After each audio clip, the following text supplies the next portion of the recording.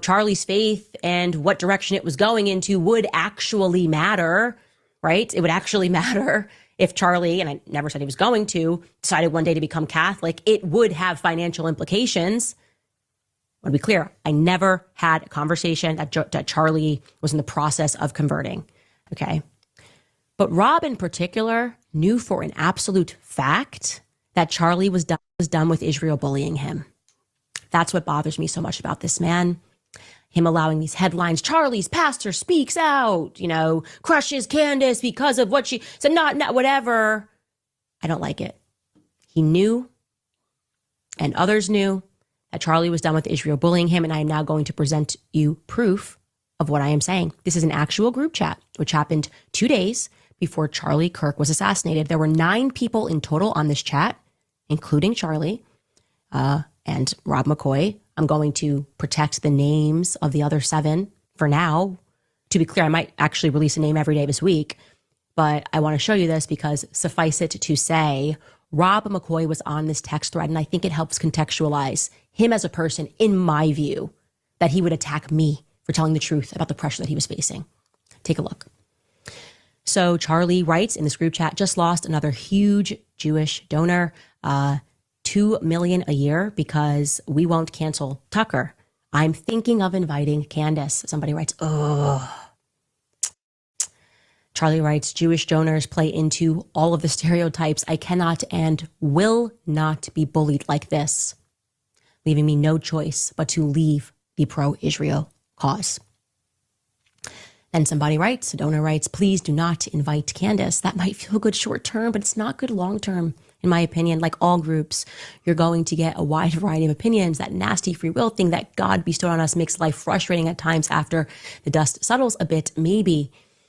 So again, this is 48 hours before Charlie Kirk was assassinated. He was very clear and he was very explicit, and he did not back down, not in that Hamptons meeting, which they're all lying about, nor in this text thread.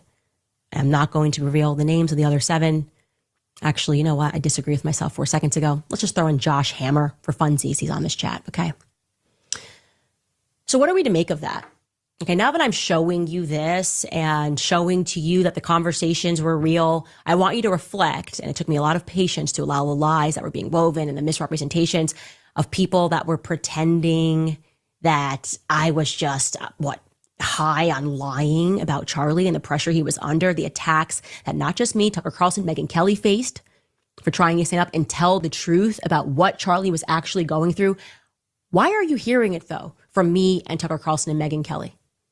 Isn't that weird? You got people that are hosting a show. Have they, in like one honorable thing, come out and said, like, you know what? F a couple of these donors who made his life a living hell in the last couple of weeks. Why haven't they done that?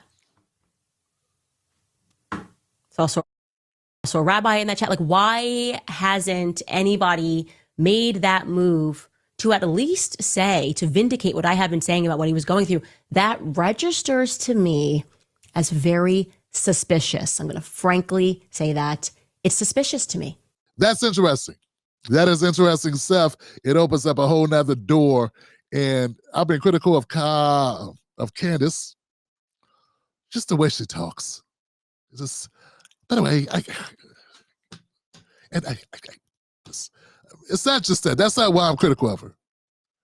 It just seems like she's so self-serving sometimes. Before we go any further, let me let you know the Tim Black Wolfpack is dedicated, committed, 10 toes down to reporting the truth, unbiased, and not working for any political party. If that sounds good to you, go to jointimblack.com, become a member of the Tim Black Wolfpack.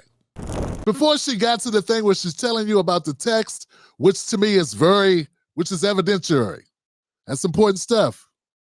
That's something tangible. We can look at that and say, okay, if that's real, that means something. But before she said it, she says, and before she released this tangible piece of evidence that makes you feel better about her and about her live streams that have been about this, she says, well, maybe I'll release her name a day. You know what I'm saying? And it's just so, ugh. This guy got killed, man. And you're like, I have information, I can just give it to you, but no, we'll just do a daily day. We'll release the name. every day of the week. And it's like so obvious that that's not done to help people. That's to help you. Why would you release it a name a day? Why not get their ass? Everybody. Whoever you got, why not do that? Why trickle? Why do the Chinese court torture? Water torture chamber. That's what it was called, right? Where they had the one drop or some shit like that. So I'm just saying, why would you not do the whole thing? Why would you do it sparingly unless it was to get more viewership, build momentum, grow the thing? Like, and I understand it from a monetary financial basis, someone looking to make money, well, that makes sense. But a person that's out to just give truth and doesn't want to come off as a greedy, money hungry person, you probably wouldn't do it that way. That's my whole point. So I keep wanting to call her Kamala Harris. Candace Owens doesn't want to come off like a money-grubbing, backstabbing, self-serving, greedy person, right? Then she does things like this and then wonders why people think that she is that.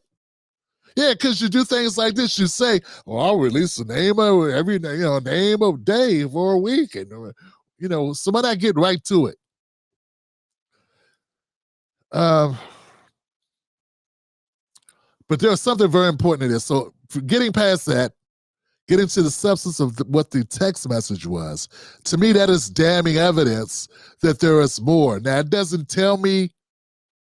You can infer some things. You might want to say, hey, well, this gives you credibility to make a statement that there's possibilities, that there's more to it. But what it does do, for a fact, it does say he was getting pressured by donors. Donors were giving him grief for what he was doing. Donors were giving him grief for bringing on Tucker, who was saying things that were negative, and they saw as negative about Jewish Americans, Jewish or Israel or something, right? About Israel, not Jewish Americans, about Israel, not Jewish Americans.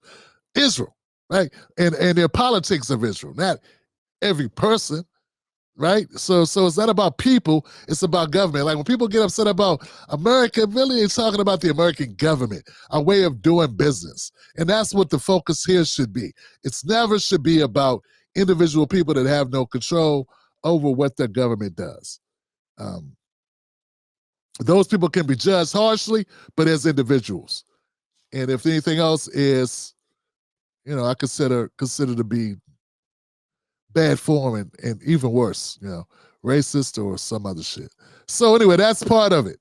But $2 million a year, they're going to pull money, $2,000. A donor said they were going to pull away if you bring on Tucker Carlson. They want you to cancel Tucker. Then he talked about bringing on Candace. They're like, I don't bring her on. She's been talking negative about about Israel. So now I don't bring her on. So it brings up an important point. And this is something we've all known. Donors are bad business, particularly donors who are billionaires. But donors in general that give that type of money exert a certain amount of control over you financially. Now, the problem was he's dealing with big type money people, right? And they are money people that are not used to being told no. I don't know. Maybe they could put money other places to try to bring down your business. If they can fund you, they can fund somebody to go against you. They can fund your rival. They can fund your competition. Who knows what they could do? They could go on a media blitz against you. There's all types of things people with money can do. Just like they gave you money, they can give other people money. So this is the slippery slope. And of course, people that give you money, they give you money with a certain intent. Now, some people give you money because you're already doing a thing. So the Tim Black Wolfpack give me money because they like what I'm doing. And it's like $5 a person, no individual person. Well, let me take that back. I did have one person that was given a few $100s, which is a lot to me, right? Because most people give $5, $10. Might catch a couple people $20, but I've had a couple people do like several $100s. That's a lot of money if they do it consistently. Consider what my budget is. But we're talking about a guy like Charlie Kirk who's got a budget of what, $90 million? I don't know, $2 million a year. I don't know if that seems like a lot of money or not. I don't know. This budget was crazy. According to what I read, this budget was crazy. So I don't know if $2 million is a lot of money, but it's a lot of money if it's given to you, I guess, consistently, and you can count on it, you know? If you're a business. Remember, this goes to the business, not to him directly. This is the Turning Point USA, which has many chapters across the country. So anyway, I'm glad Candace put this information out. And if Candace continued to put out this type of information, talking about something, you know, on a routine basis, along with evidence, along with tangible stuff, not just innuendo. You know what I'm saying? I would still be critical because I got a memory. I'm sorry, Candace. I remember all the times you threw black people under the bus. you loving Charlie and all this, and your friendship with Charlie and the devastation that you felt. I hear you. I feel you on that. But that to me does not erase all the shit you've done. So I'm like, you guys are speaking that same shit, smearing black people for such a long time. And you've never, ever apologized, because that's not the way you guys are supposed to be. Like, if I did something as atrocious as shame an entire group of people for many years, just for clicks and views, I don't know, I feel an obligation to clear the records, to clear the decks. I don't think Candace has ever had the slightest inclination, because she don't want to lose that fan base, which means to me she ain't really down for us, because she's never decided that she would cut ties with those people. I cut ties with the progressives from the standpoint of, I went in, I told the truth about those people, about what I had problems with, and about them not putting black people first and acting as if black people owe them votes. And particularly, that's the liberals, and then progressives trying to shame black people when they don't get votes. You're supposed to, come on, you're black. You don't want to be a part of anything else. So anyway, back to Candace Owens, man. I'm glad that she put this out. I wish she'd do more stuff like this. It does put things in a different perspective. Obviously, Charlie Kirk was under some type of pressure. Obviously, people were not happy with the content he was putting out. And some people that are framing him as being this lapdog for Israel, it looks like it wasn't the case. At least that's the people that were giving him money. Maybe it was it definitely was for a while, for a good portion of the time, because I've seen some content. But if he was such a lapdog, why are they trying to pull money out? For not being a lapdog. For not going along with their dancing routines or whatever requests, not playing the right records. Think it's obvious. Let me know what y'all think in the comment section below, man. Let people know, because I think we want truth, right? And it's kind of weird. And I want to end it. Oh, I'm sorry. I want to say this. It's extremely damning when Candace Owens says, look, why am I bringing up this stuff? Why are these people having shows and not even talking about this stuff? They're just happy to move on. They've all decided to keep it moving.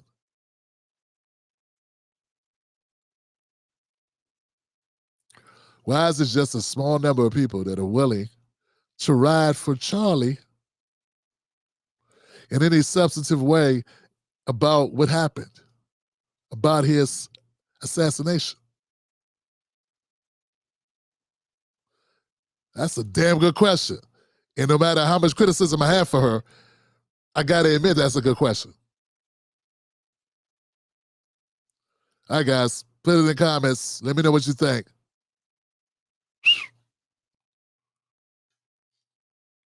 Yeah. If you gotta have a friend, if you gotta go, I'd rather have a friend like Candace trying to look into your shit instead of people picking the bones, looking to get hits off your name, trying to take your place. And that's all they seem to be worried about. But I'm just saying, that's just me. On the downside, she is a racist. She's a self-hater. But on the upside, she seems like a good friend. The Tim Black Show streams Sundays, Mondays, Wednesdays, and Fridays, 10:30 p.m. Eastern Standard Time. Wolfpack.